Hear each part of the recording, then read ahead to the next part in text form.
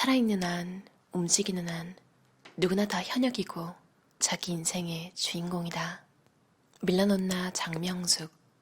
햇빛은 찬란하고 인생은 귀하니까요.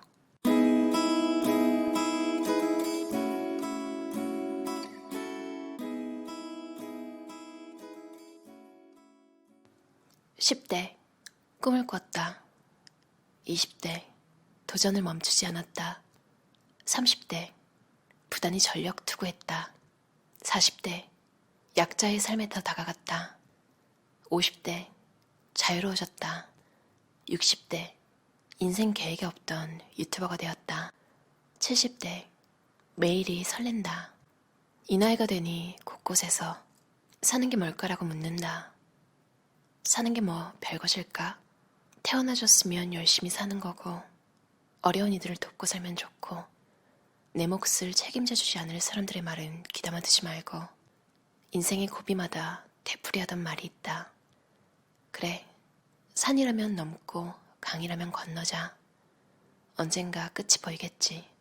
조심스럽게 담담하게 말하고 싶다. 매 순간 나는 성실히, 알뜰히, 정성껏 내 인생을 살기 위해 노력했다고. 그리고 이제부터 소외된 약자들을 위해 내가 가진 힘을 더 오롯이 쏟아보려고 한다고. 타인의 시선, 타인의 평가에 나를 내맡기지 말고 내 마음부터 따뜻하게 달래주고 품어주며 앞으로 나아가고 싶게 하는 에너지를 만들라고. 인생이 한 번뿐이라는 게 이럴 땐 참 아쉽다. 첫 번째로 살면서 깨달은 것을 두 번째 태어나 살아가면서 써먹으면 두 번째 생은 참 수월할 것 같은데. 아니다.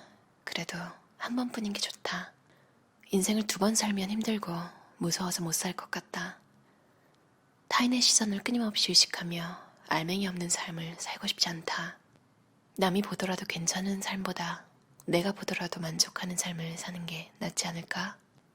비교는 인생의 기쁨을 훔쳐가는 것. 더 나아지기 위해 내가 비교해야 할 대상은 남이 아닌 어제의 나다. 나는 부모님의 강권으로 조언을 했지만 본래 비혼주의자이자 혹은 만원주의자였다. 막상 결혼하고 나니 모래주머니를 달고 뛰는 듯 고단했다. 일과 가정을 모두 챙겨야 했기 때문이다. 그래서 비혼과 결혼 중 무엇이 더 좋냐고 묻는 이들에게 둘 중 하나를 선택하라고 말하지 못한다. 다만 조심스럽게 제안해본다. 나는 죽을 때까지 비혼이라는 장담은 보류하면 어떨까? 억지로 결혼을 시키지 말라고. 자식들 선택에 맡겨보라고. 때로는 불행한 결혼보다 행복한 비혼이 낫다고. 우리는 지구한 기퉁이에 초대받아온 생명체다. 종족 보존의 목적을 달성하러 온 생명체가 아니다. 그러니 열심히 생명을 누리며 살다가 떠나면 그만이다. 무엇 때문에 자신이 왔다 간 흔적을 남겨야 하는가? 긴 인생을 어떤 여정으로 채울 것인가? 어떤 경험을 하며 살아갈 것인가? 삶의 목표는 확실한가? 비혼, 결혼 둘 중 하나만을 정해두지 않길 바란다. 사랑하면서 함께 살고 싶은 사람이 생겼는지, 사랑하면서 행복하고 싶은지 여기에 집중하면 좋겠다. 혼자 살아도 좋고 함께 살아도 좋다. 그게 꼭 결혼일 필요는 없다. 하지만 자식을 낳아 책임지고 보살필 자신이 없다면 자식을 낳지 말아야 한다. 나의 불행을 자식에게 전염시키지 말아야 하니까. 나는 알뜰한 할머니와 부모님 밑에서 자라 먹을 수 있는 음식을 버린다는 건 상상조차 하지 못했다. 음식뿐만 아니라 물건도 쓰임새가 닿을 때까지 사용해야 한다고 배웠다. 또 이탈리아 유학 생활을 하면서 이런 내 습관은 더욱 공고해졌다. 각자의 접시에 먹을 만큼만 덜어서 설거지하기 쉬울 정도로 깨끗이 싹싹 긁어먹고, 심지어 소스가 접시에 남으면 빵으로 소스를 찍어서 말끔히 접시를 비우는 이탈리아인들을 보고 동서고금 음식을 남김없이 먹는 게 미덕이구나 새삼 되새기게 되었다. 쓰레기를 남기지 않는 삶, 깨끗이 먹고 오래 쓰는 삶, 제로 웨이스트를 실천하는 삶. 먹고 소비하는 태도만 바뀌어도 내 인생도 우리 지구도 풍요로워지지 않을까? 정리하면 삶도 명료해지더라. 내가 정리에 빠진 이유는 중학교 1학년 때 내가 좋아하던 담임 선생님이 훈화 시간에 주셨던 말씀 때문이다. 현관에 신발이 가지런히 놓여 있으면 도둑이 들어왔다가도 멈칫하게 됩니다. 모든 물건이 가지런하면 도둑이 긴장하게 되어 훔칠 물건을 찾기가 쉽지 않고 주인에게 금방 잡힐 수 있다고 판단하기에 돌아서 나가겠죠. 그 말씀을 듣고 물건뿐만 아니라 주변을 가지런히 정리하는 습관을 들였다. 어릴 때부터 나는 줄을 가지런히 맞춰야 마음이 편했고 정리정돈이 되어야 안심을 했다. 아이를 키우면서도 집안을 뒤죽박죽 만들지 않았다. 주변 정리를 잘해주면 아이들 심리가 안정된다는 육아법을 배우고 나서 더 열심히 아이들 방을 정돈했는데 조금은 강박증이 될 정도였다. 물건을 정리하는 데에서 더 나아가 모든 것을 정리하기로 마음먹은 이유는 치매 예방법을 공부하면서부터다. 치매를 예방하려면 규칙적이고 단순하게 살며 즐거운 자극을 수시로 받으면서 많이 움직일 것, 그리고 부정적이고 우울한 감정은 털어내야 한다고 들었다. 그렇지 않아도 모든 게 정리돼 있어야 안정감을 느끼는 성향인데 정리가 바로 치매 예방법 중에 하나라니 얼마나 나에게 딱 맞는 비법인가. 서서히 집안 구석구석에서부터 인간관계까지 정리를 시작했다. 있는 것을 비워내고 필요한 것만 남기는 인생의 정리. 먼저 부엌 살림살이부터 정리를 시작했다. 노년에 입을 수도 없는 옷도 관절에 천적인 높은 구두도 쓸모없는 가구도 정리했다. 그 다음 인간관계를 정리했다. 나를 흔들리게 하는 사람도 불쾌함을 남기는 관계도 매번 같은 주제만 반복하는 모임도 정리했다. 정리하고 나니 그때부턴 시간을 내어서라도 만나고 싶은 뭔가 배울 게 있고 본받을 게 있는 인연에 집중할 수 있었다.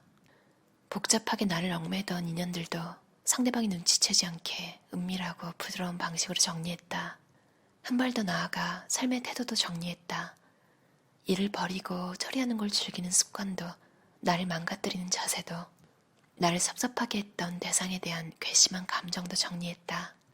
이렇게 물건, 인간관계, 삶의 태도 등 날 구성하는 모든 요소를 정리하니 삶이 단순 명료해졌다. 나름 기준을 세워 정리하고 나면 그렇게 편하고 좋을 수가 없다. 물건을 버리지 못하겠어요 라고 말하는 분들이 있다. 저장 강박증을 겪는 분들도 있다. 자신이 좋아하는 분야와 관련된 물건을 체계적으로 수집하는 콜렉터와 단순히 물건 그 자체에 집착하는 저장 강박증은 다르다.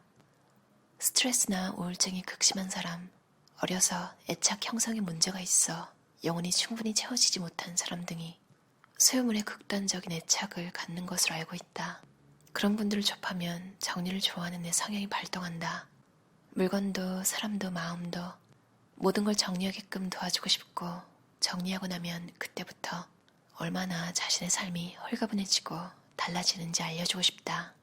내가 알고 있는 것을 누군가에게 전달해주고픈 내 오지랖만은 아직도 깨끗이 정리가 안 된 모양이다. 나 또한 모든 걸 정리한다고 이렇게 말하곤 있지만 가끔씩 버리지 못하는 것들도 있다. 하지만 쌓아두고 소유하려고 집착하진 않는다. 그럴 땐 내 삶의 유효기간을 어림잡으며 집착하지 않으려 나를 설득한다.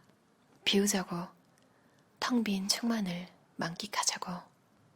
어떠셨나요?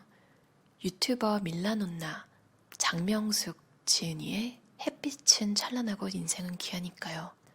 김영사 출판사에서 나온 책이에요. 70대 멘토가 삶 전반에 걸친 조언 이런 걸 조용히 해주시는 그런 느낌이에요. 누군가의 인생을 책 한 권으로 보는 게 얼마나 감사한지 모르겠어요. 그리고 뭔가 되게 담담함 이런 게 너무 좋아요. 나이가 있으셔서 그런 것도 있겠지만 그냥 원래 성격이 좀 쿨하다고 해야 되나요? 되게 멋있는 느낌이 계속 느껴져요. 근데 진짜로 밀라노에 최초로 패션 유학을 가신 분이래요. 근데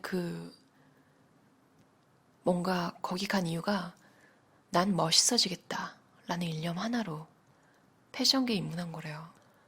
그리고 이것도 설명이 나와 있는데요.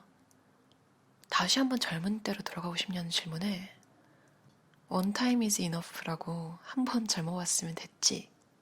와, 진짜 멋있죠? 어떻게 이렇게 대답할 수 있을까요?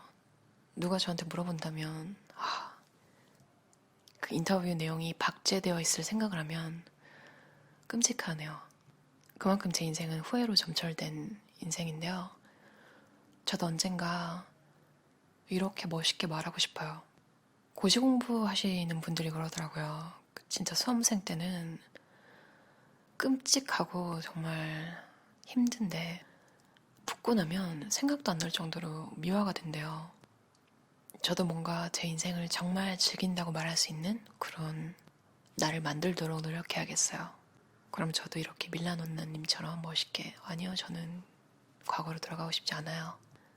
이런 말을 할 수 있겠죠? 그래도 왜 쿨하다고 했냐면 결혼도 집에서 하라고 해서 하신 거예요. 책에도 나와 있지만 일이랑 가정을 둘 다 돌보는 게 힘드셨대요. 많이들 고민하시는 비혼, 미혼 뭐 이런 거 있잖아요. 결혼을 할 건지 아예 안 할 건지. 그거에 대한 대답도 약간 오픈되게 해놓으셨는데 사실 이것만큼 정확한 답은 없는 것 같아요. 미래는 모르는 거잖아요. 그러니까 죽기 전까지는 분명히 고비가 있을 거란 말이죠. 자신이 결심한 거에. 그래서 함부로 단어를 찝어가지고 나는 이러이러한 사람이라고 말하는 게 되게 힘든 부분인 것 같아요. 그리고 인간관계에 대한 고민들 다들 많이 하시잖아요. 누구나 혼자 살 수 없고 남과 어울려 살아야 하지만 장폴 사르트르가 한 말도 인용해 놓으셨어요. 타인은 지옥이다. 그러니까 밀라노님도 결혼하시고 나서 그러니까 똑같은 패턴 있잖아요. 결혼 언제 하니? 애는 언제 낳니? 둘째는 언제 낳니? 근데 이분이 지금 70대인데 그 말을 똑같이 카피해서 젊은 사람들한테 하는 어른들도 아직 많잖아요. 근데 밀라노나님은 딱 기저귀 대신 갈아주실 거 아니잖아요. 목 나눠서 도와주실 거 아니잖아요. 그러면 제발 적성이 안 맞는 사람한테 적성이 안 맞는 일을 강요하지 말고 그들에게 불행을 강요하지 말라고. 경계선을 잘 파악하고 선을 넘지 않을 때 어른이라는 소리를 듣습니다. 그리고 덧붙이신 말이 요즘 세상에서 어른이 되는 건 정말 힘든 거래요. 어른이라는 느낌이 드는 분일수록 더 이렇게 계속적인 자기 객관화와 의심 이런 게 드러나는 것 같아요. 글이나 말에서. 그랬기 때문에 계속 더 발전해 나갈 수 있었던 거였죠. 미니멀리즘 책 보면 이제 바닥에 물건을 늘어놓지 말라고 하잖아요. 노년에 특히 더 왜 좋냐면 실수로 밟아서 미끄러지거나 뭐 그럴 위험이 없어서 좋다고도 하거든요. 근데 밀라노님은 치매 예방법에 정리가 좋다는 걸 보고 원래도 정리를 좋아하는데 치매 예방까지 되니까 더 즐겁게 정리를 하실 수 있었던 것 같아요. 실제로 유튜브에서 밀라노님 채널에 가면 참 어떻게 표현해야 될까요? 정갈하다라는 단어가 너무너무 잘 어울리시는 분 같아요. 세련되다라는 말도요. 원래 브이로그 같은 거 별로 안 좋아하고 잘 안 보는데 밀라노나님 나이트 루틴 이런 거는 봤어요. 보는 것만으로도 되게 힐링이었거든요. 어떻게 사람이 이렇게 부드럽고 온화하면서 강단 있고 단호하고 아무튼 막 좋은 단어가 막 다 떠올라요. 있을 것 같아요. 그리고 남이 하는 말에 귀 기울이지 말라고 너무 그러니까 그 사람이 책임져 줄 거 아니면 너무 맞는 말이잖아요. 그리고 남들이 평가하고 판단하고 그런 것에 너무 휩쓸리지 말라고. 제가 아주 예전에 디자이너 마크 제이콥스 패션쇼가 끝나고 친구들이랑 차를 타고 돌아가는 와중에 마크 제이콥스가 혼자 한 말이 있거든요. 그러니까 사람들이 다 완전 끝내준다고 쇼 완전 끝내줬다고 하는데 본인은 뭔가 느낀 거예요. 다 거짓말이라고. 이게 어떻게 보면 자학하는 것처럼 보일 수도 있는데 전 아직도 그 장면이 떠올라요. 아, 정말 남의 판단은 중요하지 않은 이런 태도? 패션이라는 업계는 정말 내 소신이 있지 않으면 살아남기 힘든 분야구나 이런 생각을 했던 것 같아요. 가지런히 줄을 맞춰야지 마음 편하고 안심되는 이런 걸 보니까 또 갑자기 독일 사람들 성향이 떠오르더라고요. 책에서 봤는데 그러니까 독일 사람들은 정리가 안 돼 있으면 불안을 느낀대요. 참 이러고 보니까 나라마다 특징이 있는 것 같아요. 밀라노나님은 이탈리아에 있었잖아요. 거기서 이제 파스타나 이런 거 먹고 빵으로 소스까지 깨끗하게 먹는 그런 습관. 예전에 제가 나는 이태리의 시골 며느리라는 책을 재밌게 읽은 적이 있는데 거기서 하나 딱 기억나는 게 있어요. 시골인데도 그 이탈리아 특유의 그 문화인가 봐요. 거긴 이제 침대 문화잖아요. 우리나라 사람들은 이제 이불을 그러니까 바닥에서 자는 게 많았으니까 이불을 잘 개서 놓거나 아니면 그냥 침대를 정리하는 곳에 그렇게 집착하는 편은 아니잖아요. 겉보기에 이제 잘 정리돼 있으면 된 건데 그 호텔식 침구 정리하는 거 있죠. 그러니까 딱 각 잡아서 그게 이탈리아 사람들은 그 어릴 때부터 배우는 거래요. 그것 때문에 그 저자가 남편 집에 처음 묵었을 때 그 다음날 시어머니가 아들한테 왜 네 부인은 침대 정리도 안 배웠나 봐. 저 그거 보고 저도 너무 충격적이었어요. 와, 뭐 어떻게 정리해야지 그렇게 하는 거지? 그 호텔에 이렇게 각 잡혀서 딱 뭔가 이불이 양쪽에 이렇게 침대에 끼워져 있는 듯한 그 느낌 있잖아요. 그렇게 정리하는 거. 갑자기 또 이거 생각이 나면서 그걸 한번 배워보고 싶기도 하네요. 매일매일 습관이 되면 별게 아닐 수도 있으니까. 전 사실 영어 이런 거보다 이탈리아어를 배우고 싶었거든요. 10대 때. 왜냐면 파스타랑 이런 게 저한테 너무 멋있는 거예요. 요리 때문에 이탈리아를 배우고 싶었는데 독학을 잘 못했어요. 신기한 게 나중에 어떻게 하다 보니까 이탈리아 요리사로 일을 하게 되기도 했는데 참 이탈리아는 매력적인 나라 같아요.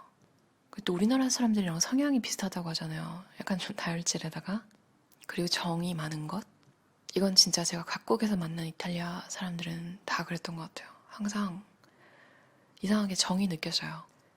되게 웃긴 정보 같은 것도 계속 나오는데 그런 걸 보면 재미도 있는 것 같아요. 남부가 북부보다 좀 더 보수적이고 약간 고부간의 갈등이 있대요. 그러니까 시어머니랑 며느리랑 사이가 조금 별로인 거죠. 남부가 아프리카랑 가까워서 선인장 같은 게 많은데 그 중에 하나가 이름이 시어머니의 쿠션이래요. 잔가지가 엄청 많은 식물인데 그 이름이 너무 웃기잖아요. 그러니까 쿠션이 아닌 거죠.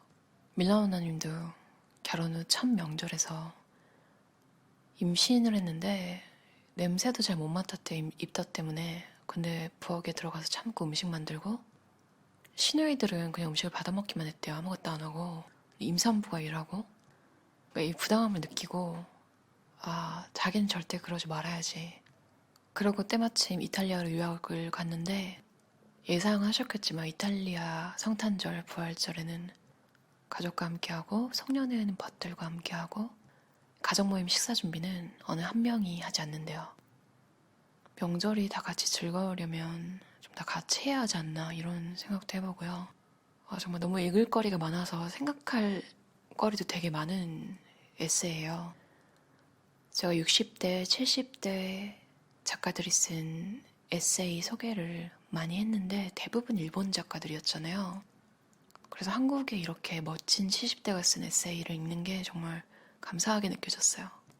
아무래도 공감 가는 게 문화적인 거에서 더 많으니까요.